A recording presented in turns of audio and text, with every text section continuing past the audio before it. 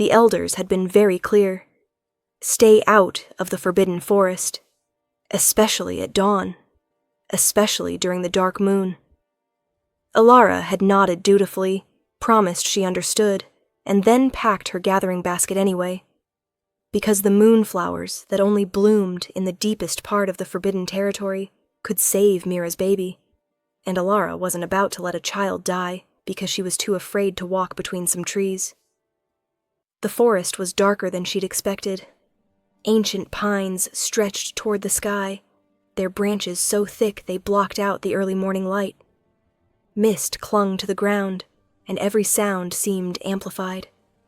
The snap of a twig, the rustle of leaves, her own breathing, too loud in the oppressive silence. Elara's wolf stirred uneasily beneath her skin. "We shouldn't be here," her instincts whispered. "Just a little further," Elara murmured, pushing deeper into the trees. The moonflowers grew near the old stone ruins, according to her mentor's journals. Another few minutes and... A sound stopped her cold, whimpering. Low and agonized, like something dying slowly. Elara's healer instincts overrode her common sense. She followed the sound through the underbrush, her heart hammering, until she stumbled into a small clearing, and froze. A massive black wolf lay in a pool of blood, silver arrows jutting from his side and shoulder. He was enormous, easily twice the size of any normal wolf, with fur so dark it seemed to absorb the light. His breathing came in shallow, labored gasps. The Black Death.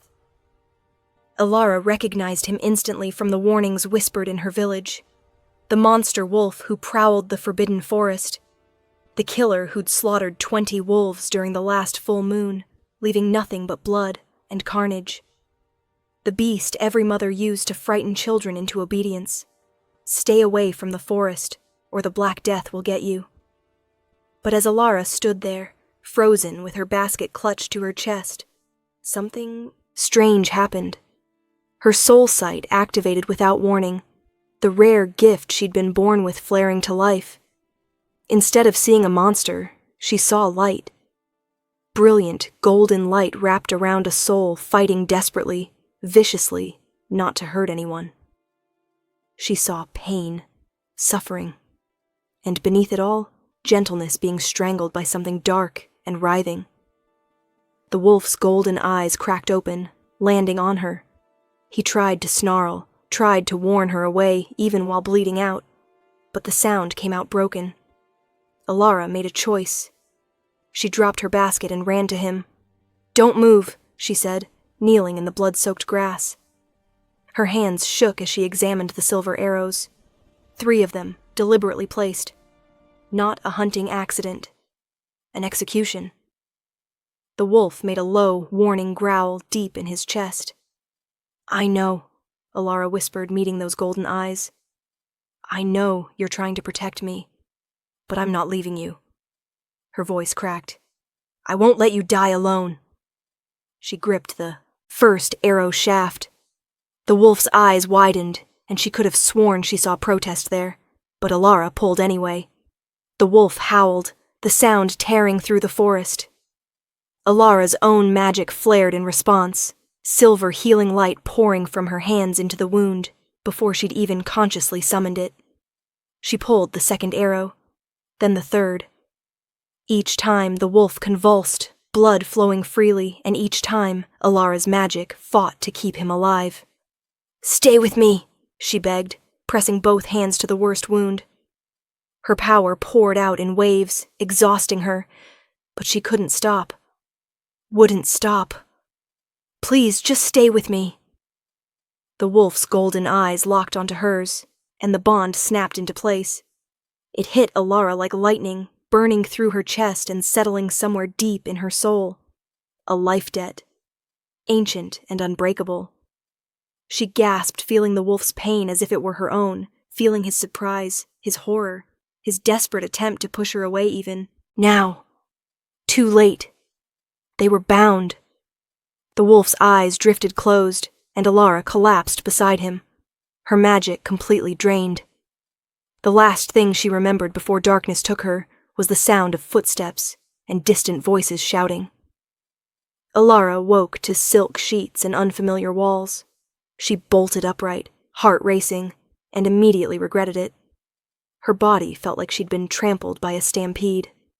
Every muscle screamed in protest. Finally awake! The voice came from the shadows near the window. A man stepped into the light, and Elara's breath caught. He was tall, powerfully built, with dark hair that fell to his shoulders, and eyes like molten gold. Handsome in a way that was almost cruel, all sharp angles and cold authority. He wore fine clothes, black and silver, that screamed royalty. But it was the weight of his presence that made Elara's wolf instincts scream at her to lower her eyes, to submit.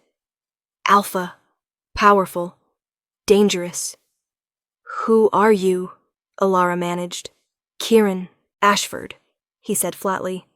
"Alpha King of the Northern Territories." He crossed his arms, his expression carved from ice. "And you just made the worst mistake of your life." Elara stared at him, then at the window behind him, recognizing the view. The Northern Palace. She was in the Northern Palace, which meant, "You're the wolf," she breathed. "The Black Death." Something flickered in Kieran's eyes. Pain, maybe. Or anger. "That's what they call me, yes." "But you're not," Elara said, remembering the golden light she'd seen wrapped around his soul. "You're not a monster." Kieran's laugh was bitter. "You don't know what you're talking about." "Then explain it to me." Elara pushed herself to the edge of the bed despite her protesting muscles. "Explain why the Alpha King was dying alone in the forest with silver arrows in his side. Explain why you tried to warn me away even while bleeding out." "Because you should have let me die," Kieran snapped. His control cracked, just for a moment, revealing something raw beneath. "You should have walked away and let nature take its course.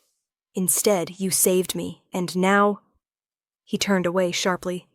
"Now you're bound to me through a life debt you can't break. Congratulations. You've tied yourself to a monster." "Stop calling yourself that," Elara said. "Why?" Kieran whirled back to face her. "It's what I am. 3 years ago, I was cursed by dark magic. Every full moon, I lose control. I become feral, violent, everything an alpha should never be. I've killed Elara. I don't remember it, but I wake up covered in blood, with bodies around me." His jaw clenched. "So I exile myself during the moon phases. And when the curse started getting worse, spreading beyond the full moon, I gave my guards explicit orders." Elara's stomach dropped. "The silver arrows." "We're following my command," Kieran finished. "Better to die with honor than become the monster permanently. But you ruined that plan." His golden eyes pinned her. "And the life debt means I can't send you away without breaking ancient law. You're stuck here, with me, until the next full moon in 28 days, when I'll break the bond by royal decree and send you home before I transform." "What if I don't want to go home?" Elara asked quietly. Kieran stared at her like she'd lost her mind. "You don't understand what you're saying." "I understand that you're suffering," Elara said. "I understand that you're so afraid of hurting people that you'd rather die." "I understand—" "You understand nothing," Kieran interrupted coldly. "You'll stay in the guest wing. You'll avoid me. And in 28 days, you'll leave and forget you ever met me. Those are my orders." He strode toward the door, then paused. "A servant will bring you food and anything else you need. Don't leave your room." He left, without looking back. Elara sat alone in the too large room and made a decision. She'd saved him once. She'd save him again, whether he wanted her to or not. 5 days later, Elara had never been good at following orders. The palace library was enormous, 3 stories of books surrounding a central atrium with stained glass windows that painted everything in jewel tones. Elara had found it on her 3rd day of accidentally getting lost while exploring, and she'd been here every day since. Research. If the curse was magical, There had to be a way to break it. You're supposed to be in your room. Elara didn't look up from the ancient tome spread before her. And you're supposed to be in council meetings. I guess we're both rebels. Kieran appeared beside her table, arms crossed, looking thoroughly annoyed. How did you even get in here? This section is restricted. I smiled at the guards. Elara turned a page carefully. Did you know that most dark curses have an anchor point? A physical or emotional tether that keeps them active? If we could find yours— We aren't finding anything, Kieran interrupted, because you aren't staying long enough to matter. 23 days left, Elara said cheerfully. Plenty of time. Kieran made a frustrated sound and stalked toward the window, but he didn't leave. Elara watched him from the corner of her eye. He looked exhausted, dark circles shadowing those golden eyes. His shoulders carried tension like a physical weight. When did you last eat? She asked. I'm not hungry. That's not what I asked. Kieran's jaw tightened. I don't see how that's your concern. The life debt makes everything about you my concern, Elara said, closing her book. I can feel your emotions through the bond, remember? Right now, you're exhausted, hungry, and in pain.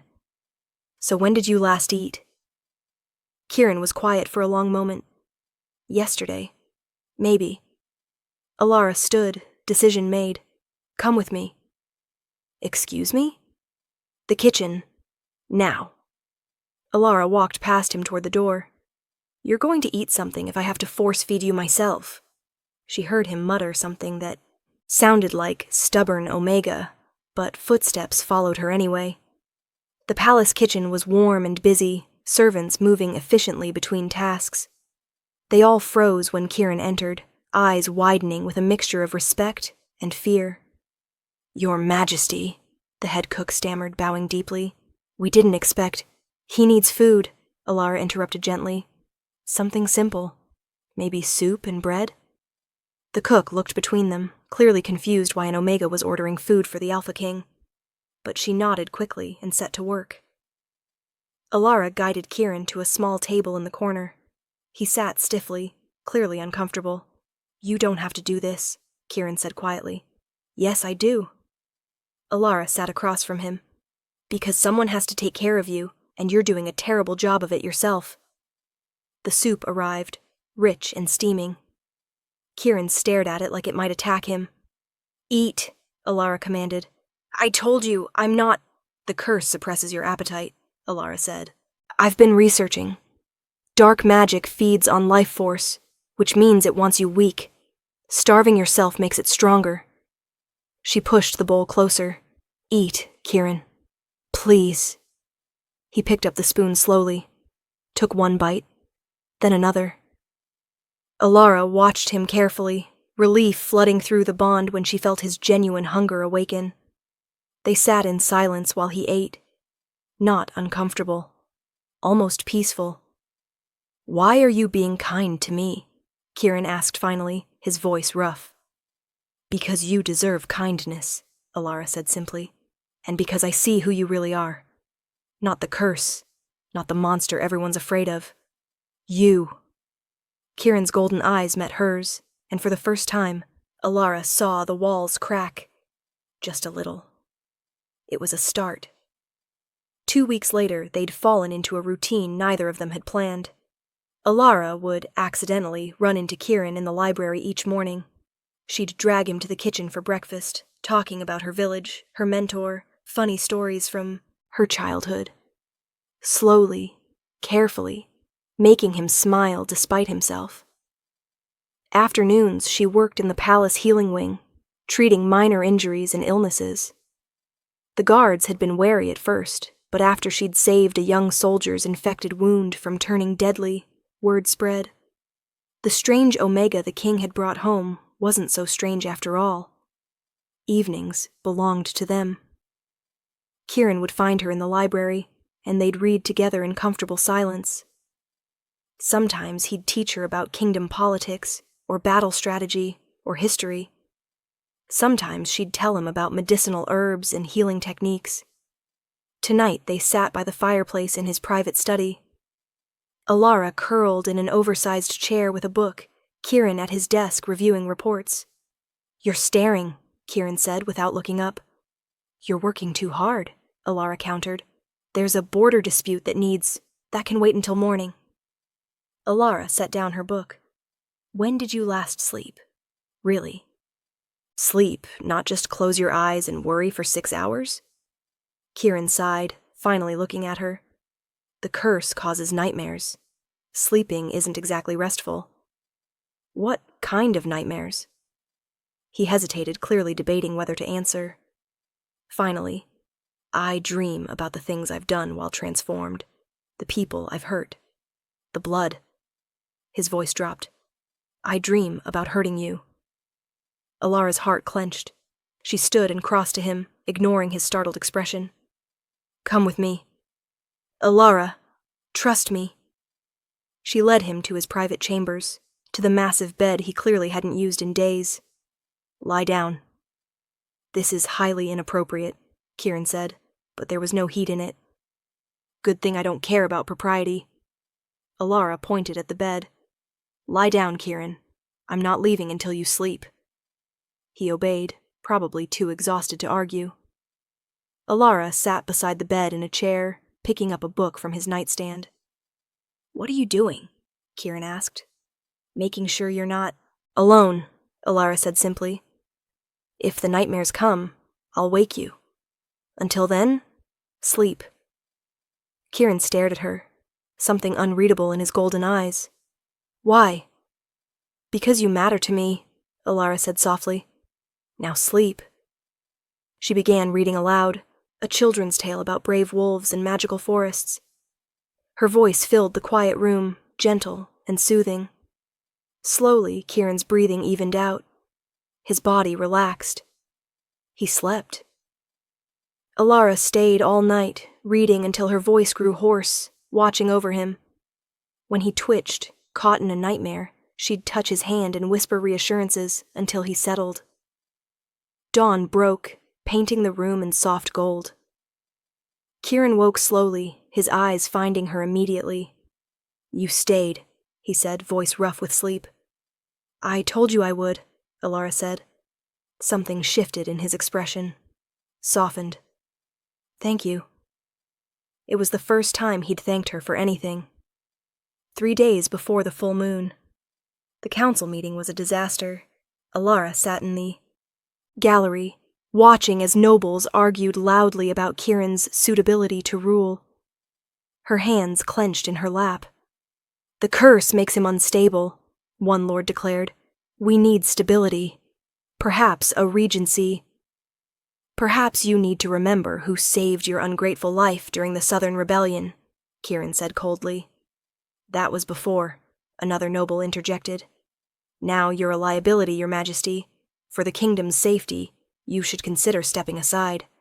Your cousin Matthias is more than capable." "Enough," Kieran growled, and the room fell silent. But Elara had heard enough. She stood, and every eye turned to her. "You're all cowards," she said clearly. Shocked gasps rippled through the chamber. Kieran's eyes widened. "Elara," he started. "No," she interrupted, descending the stairs to the main floor. "I'm going to say this. You all stand here, safe and protected, because of him. Because Kieran has fought for you, bled for you, nearly died for you countless times. And now, when he needs you most, you abandon him." Her voice shook with anger. "You talk about stability and safety, but what you really mean is that you're afraid. Well, I'm not. I've seen who he truly is, and he's worth 100 of you." Silence. Then Matthias, Kieran's cousin, a handsome man with cold eyes, spoke up. "How touching," he said smoothly. "But sentiment doesn't change facts. The king is cursed and dangerous. Unless someone can cure him." He spread his hands. "Well, duty demands difficult choices. 14 days, Elara said. "Give me 14 days. I'll break the curse." Kieran made a strangled sound. "Elara, you can't. I can, and I will." she said firmly, meeting his eyes. Trust me. The council erupted in debate, but eventually agreed. 14 days. One last chance. After, in the empty council chamber, Kieran cornered her. What were you thinking? He demanded. You can't break a 3-year-old curse in 2 weeks. I can try, Elara said. Unless you've given up on yourself already. This isn't about giving up, Kieran snapped. It's about being realistic. The curse is too strong.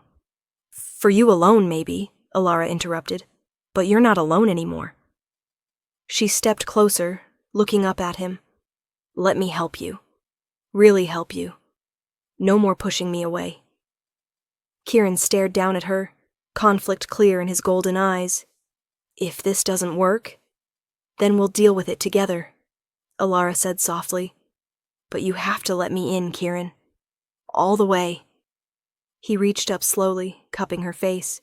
His thumb brushed her cheekbone. I don't deserve you. Good thing I don't care about what you think you deserve, Elara whispered. He kissed her then, soft and desperate and full of everything they'd been dancing around for weeks. Elara melted into him, feeling the bond between them flare bright and strong. When they pulled apart, both breathing hard, Kieran pressed his forehead to hers.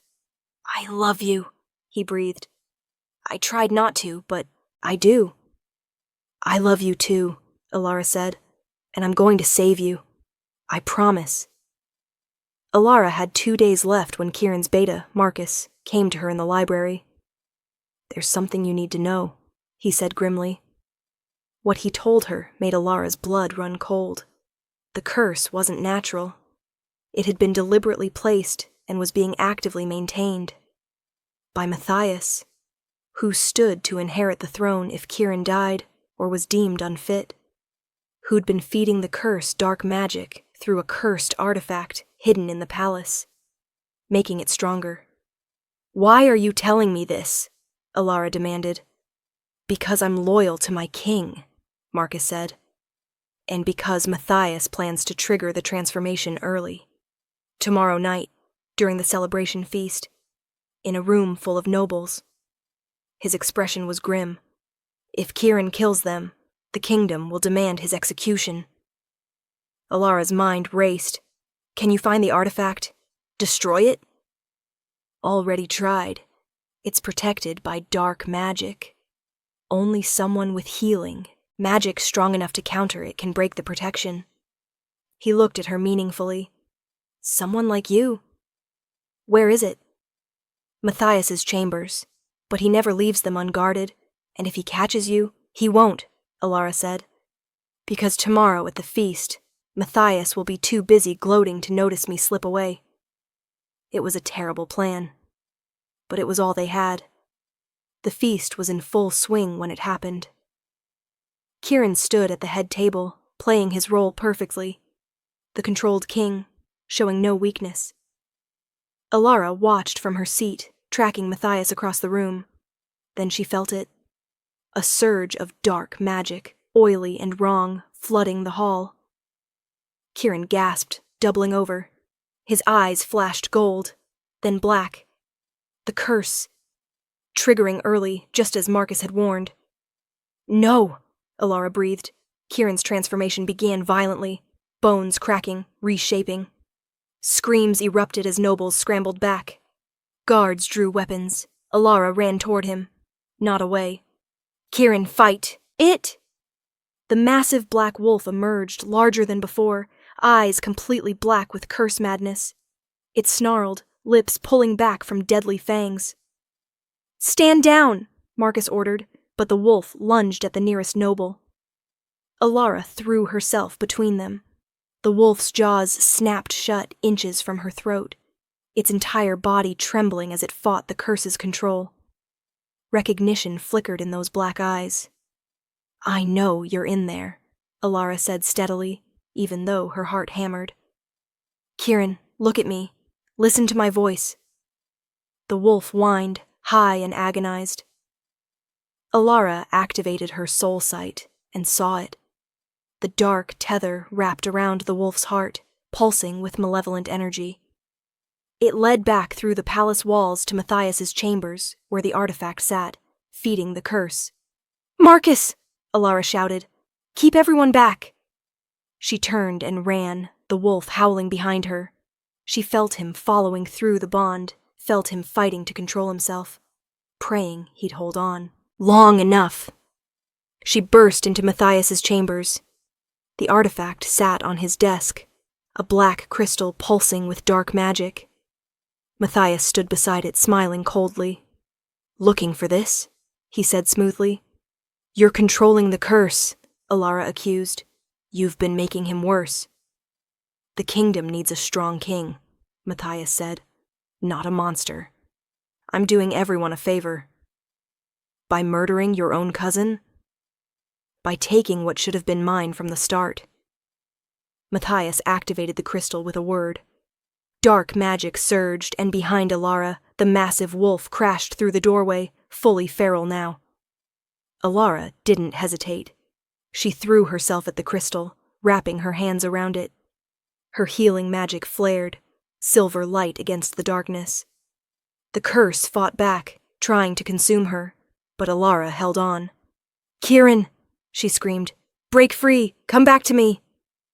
The wolf lunged at Matthias, who scrambled back. But the curse was fighting Kieran, trying to make him attack Elara.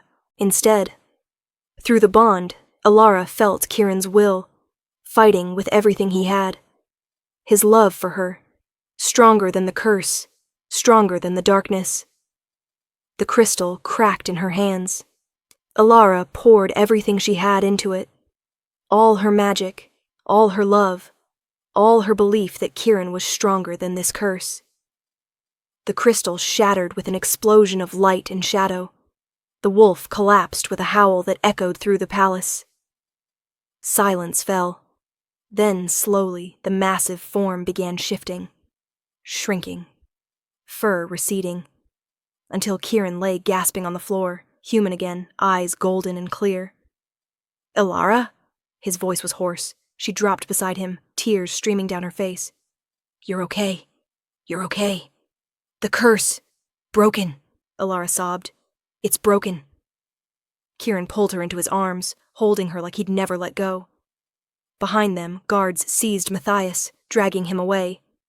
"You saved me," Kieran whispered against her hair. "Again." "Always," Elara promised. "Zeus." 3 months later, Elara stood in the palace gardens at sunset, tending to the moonflowers she'd planted there. They bloomed year-round now, bringing life to the once dark space. Strong arms wrapped around her from behind. Kieran rested his chin on her head. "The council wants to set a coronation date," he murmured. "Do they?" Elara smiled, leaning back into him. "For my queen." Kieran turned her in his arms. "If she'll have me." "I saved your life twice," Elara said. "I think you're stuck with me." "Good," Kieran said, kissing her softly. "Because you're the best mistake I've ever made." "I wasn't a mistake," Elara laughed. "No," Kieran agreed, his golden eyes warm with love. "You were a gift. The moon's gift." Above them, the first stars began to appear, and in the distance wolves howled. Not in fear, but in joy. The Black Death was gone. The Alpha King had returned, and he was loved. Want more werewolf romance where healing, hope, and love break the darkest curses? Subscribe now for new stories every week. Like this video if you believe love is the strongest magic, and comment below. What should I write next? Secret baby drama, rejected mate revenge, or forbidden pack romance? Tell me!